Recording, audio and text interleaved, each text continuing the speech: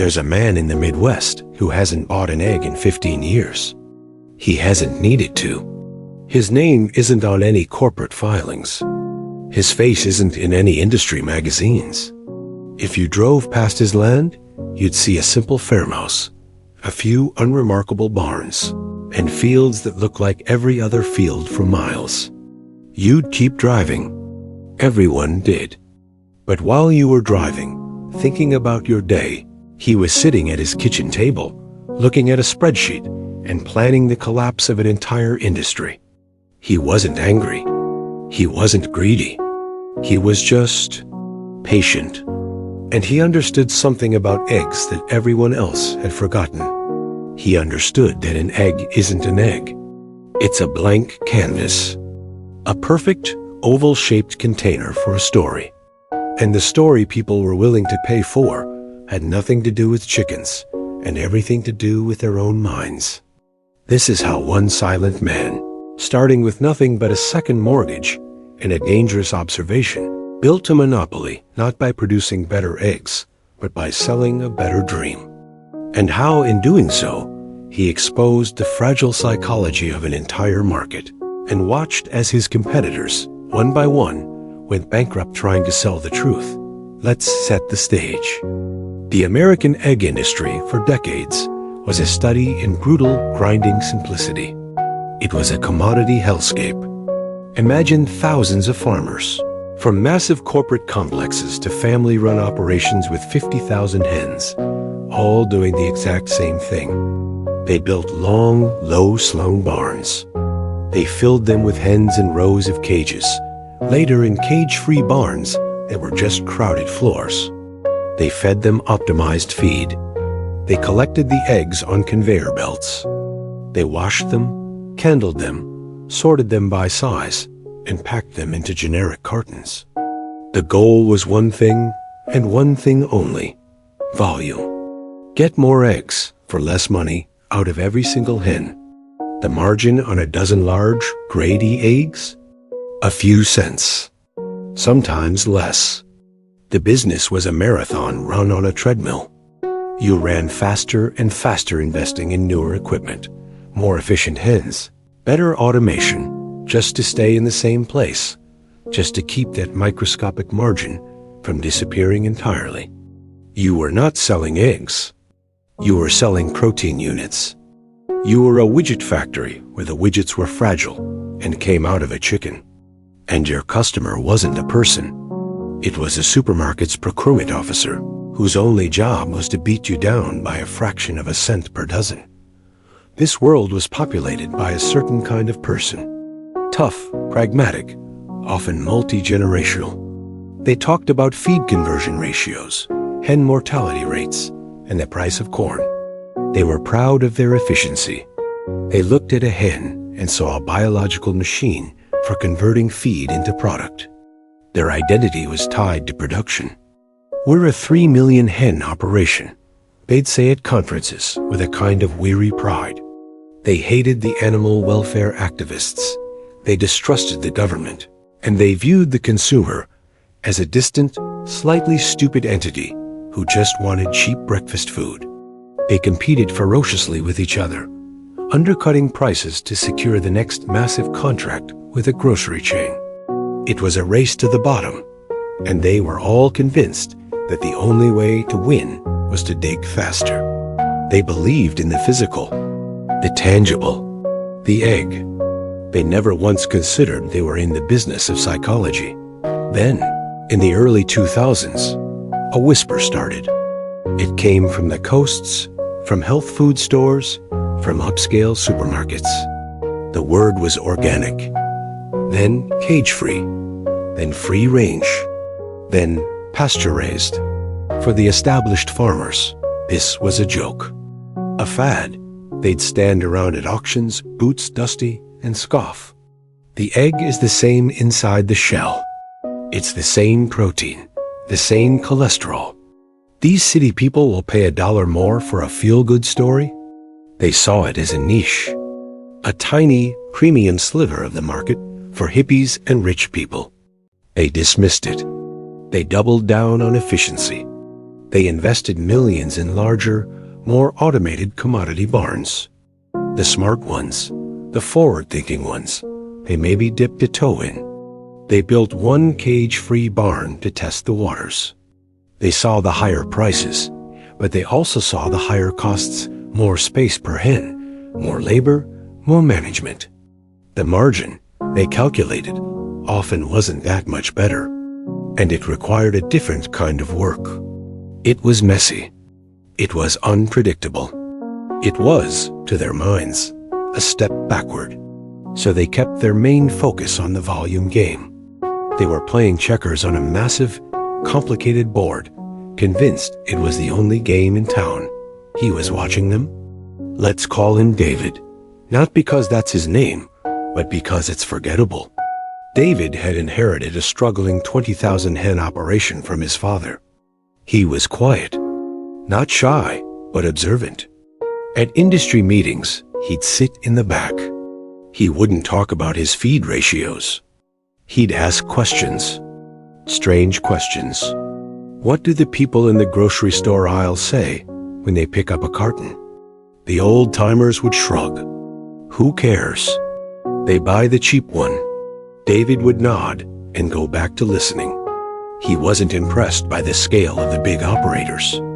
He was puzzled by their blindness.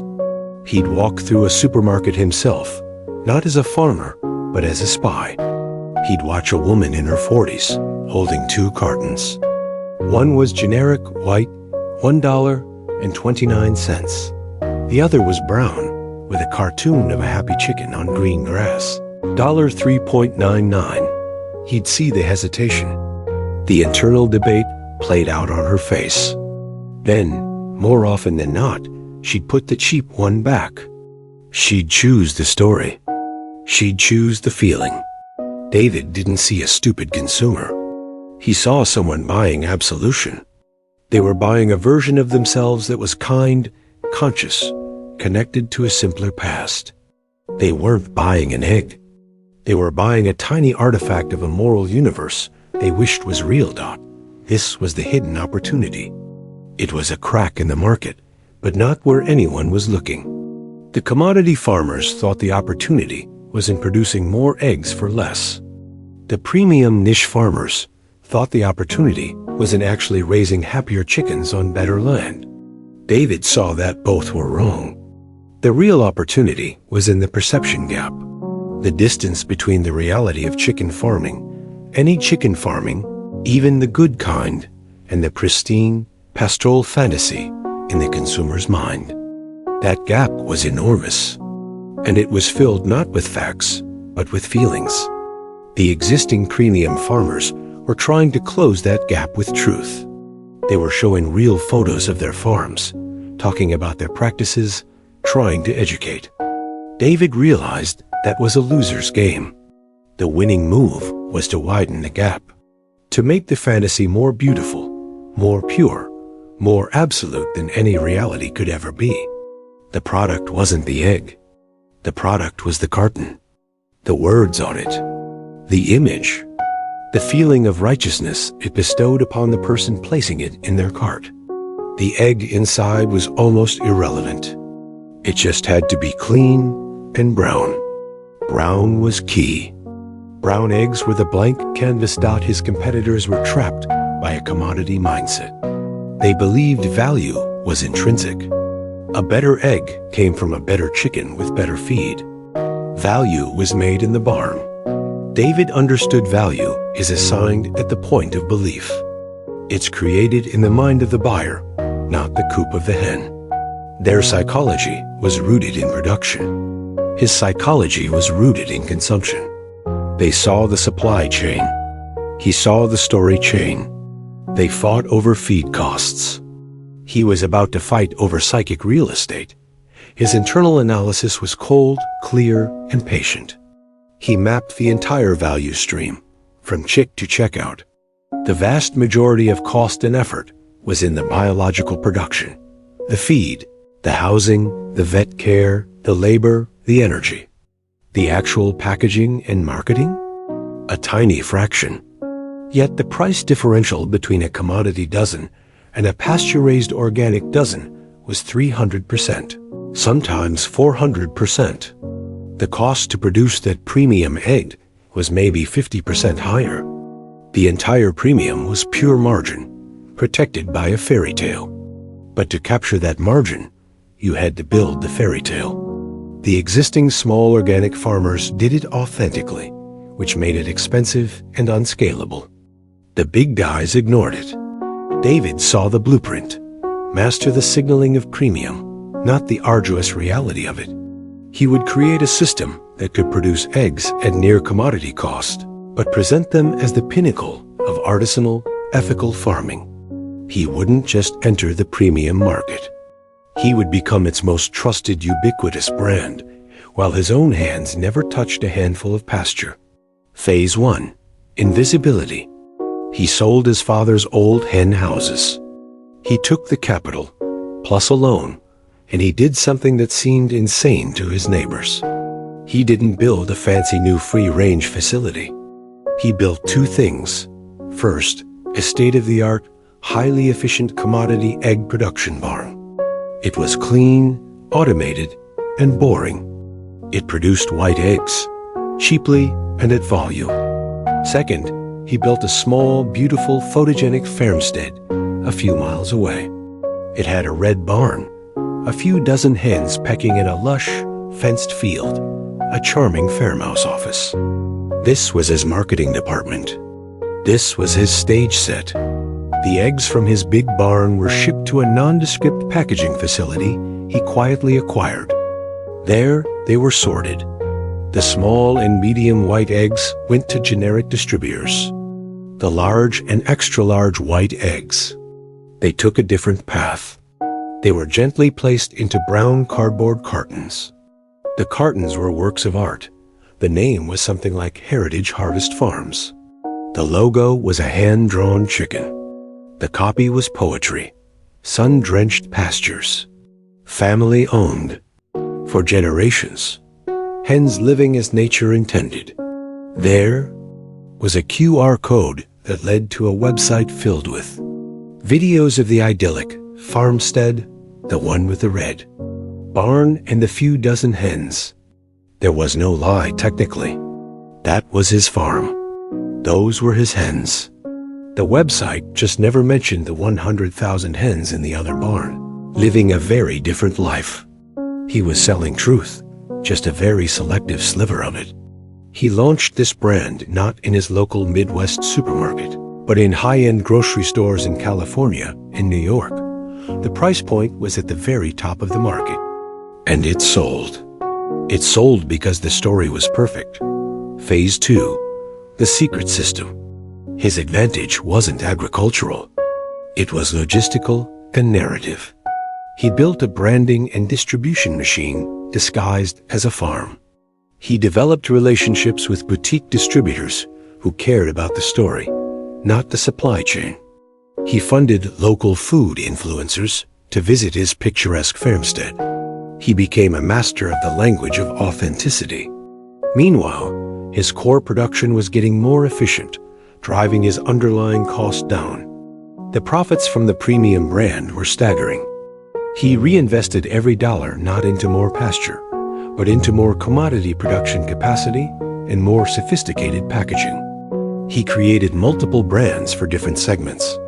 One ultra-premium biodynamic line, one local and sustainable line for regional markets. All fed by the same efficient invisible engine. He never attacked the big commodity players. He ignored them. He was playing in a different league, in their minds. They still saw him as a small-time operator with a cute side hustle. Phase 3, scaling and the market shift. As his premium brands grew, he needed more premium eggs. So he contracted with other struggling small farmers. He offered them a deal. Follow our exact barn specifications, which were just slightly modified commodity barns with a few enrichments. We'll buy all your eggs at a 10% premium over commodity price, and you can use our brand. They jumped at it. It was salvation.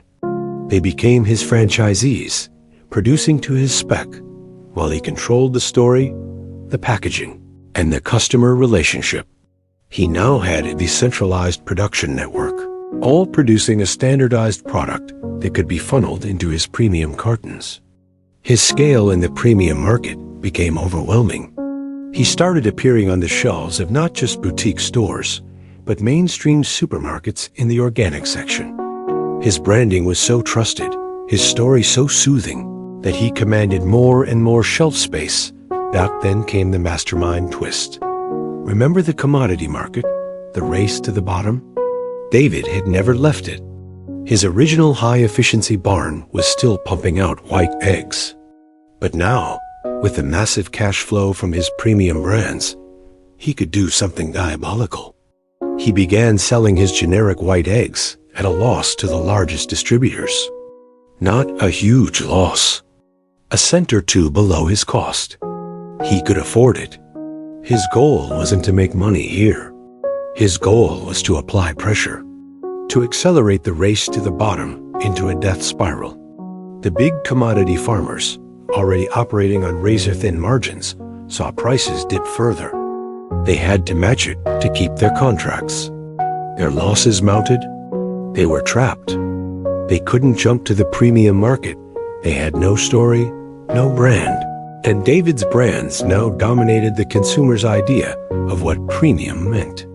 They were stuck in the commodity hell they themselves had built, and David was turning up the heat. The shock moment arrived slowly, then all at once. It wasn't a dramatic event. It was a series of quiet bankruptcies. Farmer Johnson, who ran a 750,000 hen operation, couldn't secure a new loan to cover his operating losses. His bank called in his notes. The auction signs went up. Then it was Peterson Farms. Then the Anderson family, who'd been farming for 4 generations. They'd look at their empty barns, then drive to the supermarket and see shelves full of Heritage Harvest Farms eggs, selling for $5.99 a dozen. They'd seethe. It's a scam. Those are just regular eggs. They'd cry. But no one listened. The consumers didn't care. The story was too powerful. The supermarkets didn't care. David's brands flew off the shelves, and his generic eggs kept their wholesale prices unnaturally low. As competitors failed, David's commodity operations, still running, would quietly acquire their assets at bankruptcy prices, increasing his low-cost production base. He now controlled both ends. He was the undisputed king of the premium narrative, and he was the invisible, punishing force in the commodity trenches. He had created a perfect, closed loop. The profits from the fantasy funded the war of attrition on reality. The collapse of reality funneled more assets into his machine. The millionaire ending isn't about a yacht. It's about control.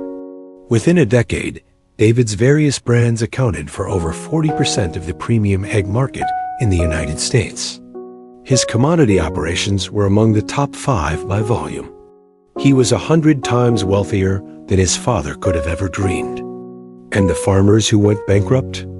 They were left with nothing but bitterness and a profound sense of injustice. They played by the old rules, the rules of feed and shells and cents. They never understood that the game had changed. David never broke a law. He never mislabeled an egg. They were grade A, large. He never falsely claimed organic certification. He paid for the certification for his contracted barns. He simply understood that the value was in the belief, not the biology. He won because he realized everyone was in the egg business, but he was alone in the business of selling peace of mind. The psychological power lesson here is about the hierarchy of value. The commodity farmers were stuck at the bottom level. They sold utility, food. The authentic premium farmers sold authenticity, truth. David skipped to the top. He sold identity, a story about the self. Utility is a brutal, margin-less war. Authenticity is a difficult, costly craft. Identity is a limitless, high-margin paradise.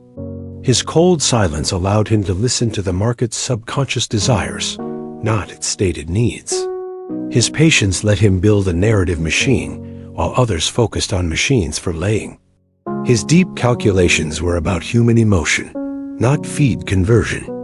He read people, consumers, retailers, competing farmers like a book. His emotional detachment allowed him to see eggs not as something he produced, but as a token in a psychological game. His master timing involved letting the organic trend mature just enough to be mainstream, but not enough to be efficiently industrialized by the giants. His confidence never required a speech. It was in the relentless, silent execution of a plan that viewed an entire industry as raw material to be rearranged. Why did the others lose? Greed? No, they weren't greedy enough for the right thing. They were greedy for volume, for efficiency, for tangible things. They lacked the imagination to be greedy for perception. Ego? Absolutely. Their egos were tied to being real farmers. They despised the marketing nonsense. That disdain blinded them. Overconfidence in their own model of the world. Jealousy of the premium niche, which they dismissed as a fraud, rather than reverse engineering it as a blueprint. Laziness of thought. It was easier to keep digging the same hole deeper than to climb out and look at the landscape from a new hill. Blindness to the fact that the customer is not a rational economic unit, but a bundle of stories, insecurities, and aspirations looking for a purchase that can soothe them. So, the final question for you is this: what are you looking at? Are you looking at the commodity of your life, your business, your skills? Are you seeing only the tangible product, the utility, the grind for incremental efficiency? Or do you see the blank carton?